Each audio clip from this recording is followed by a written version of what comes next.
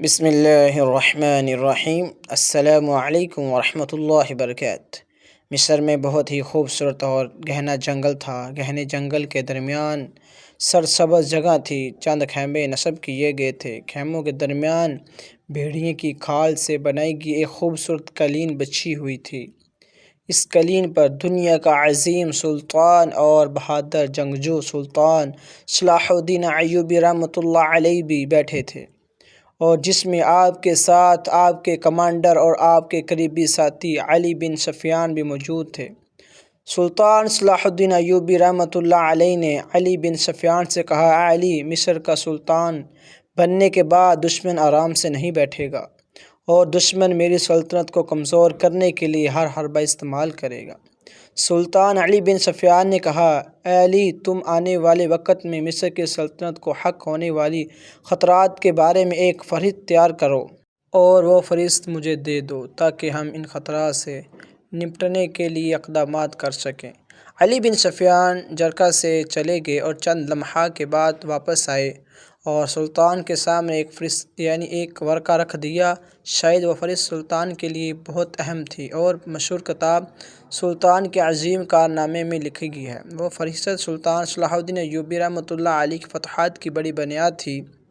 سلطان صلاح الدین ایوبی رحمۃ اللہ علیہ نے اپنے سامنے وہ ورقہ رکھا اور اس کو بڑے غور سے پڑھنے لگے، اور فہرست میں ان تمام قلعوں کے نام تھے جن میں سلطان کے خلاف بغاوت شروع ہو سکتی تھی۔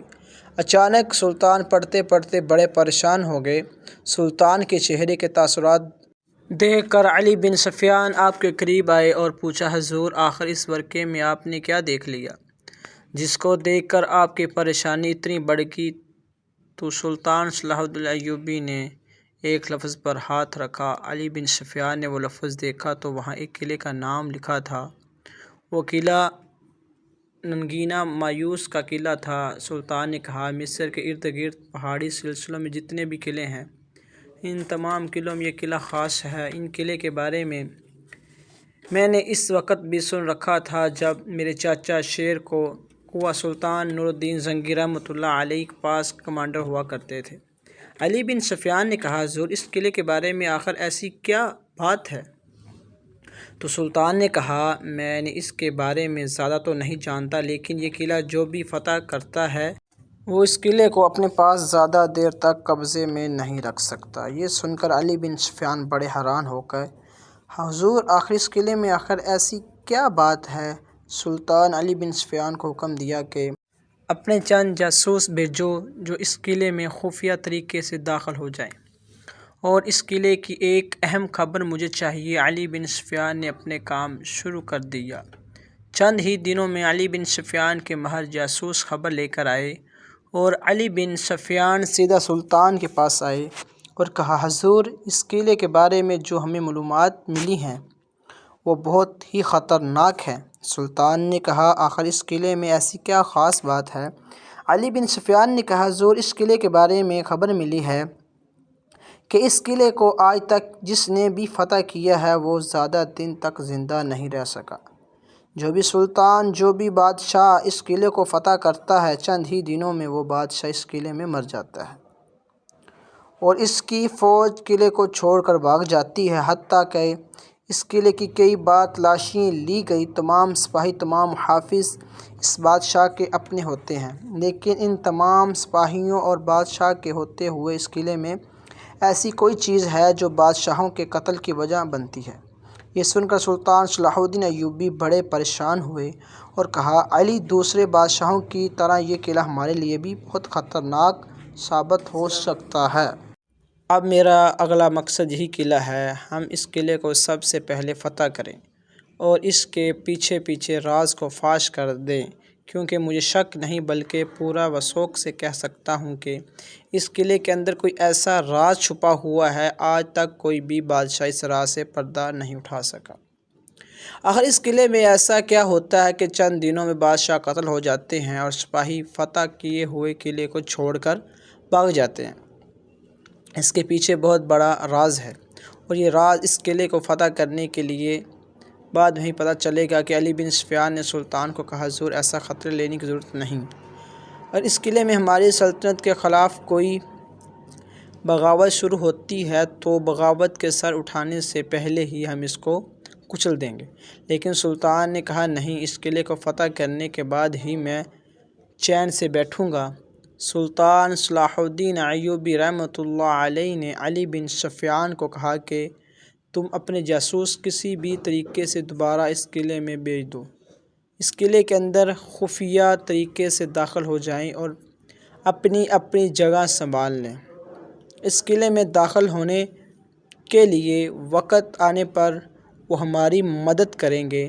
علی بن سفیان کو منع کرتے کرتے رہے، سلطان معظم و قلعے بہت خطرناک اور اسرار اس کو فتح کرنے میں جان بھی جا سکتی ہے، لیکن سلطان اپنی بات پر رہے۔ علی بن سفیان کا حکم دیا۔ چند دنوں کے بعد سلطان صلاح الدین ایوبی رحمۃ اللہ علیہ پر اپنے لشکر لے کر اس قلعے میں حملہ آور ہو گئے۔ علی بن سفیان کے پیچھے ہوئے جاسوسوں کی مدد سے سلطان بآسانی اس قلعے کے اندر داخل ہو گئے اور اس قلعے کو فتح کر لیا۔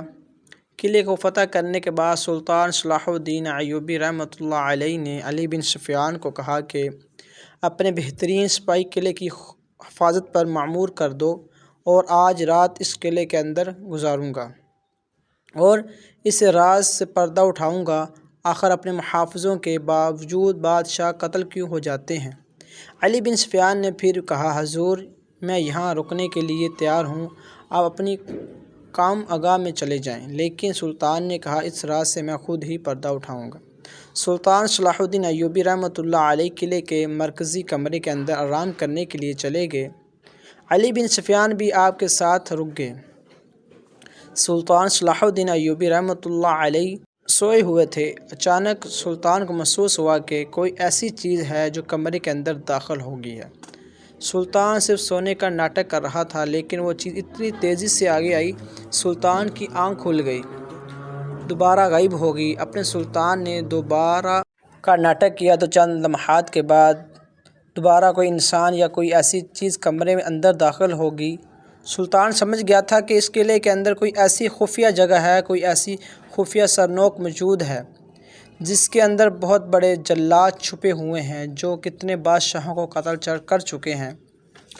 سلطان صلاح الدین ایوبی رحمۃ اللہ علیہ نے بستر کی شکل اس طرح بنا دی کہ جیسے اس میں کوئی سویا ہوا ہے اور خود بستر کے نیچے چھپ گیا۔ چند ہی لمحات کے بعد ایک آدمی سرنگ سے نکلا جو اس قلعے کے کمرے کے اندر اسے کھودی ہوئی تھی اور آ کر سلطان کے بستر پر حملہ کر دیا۔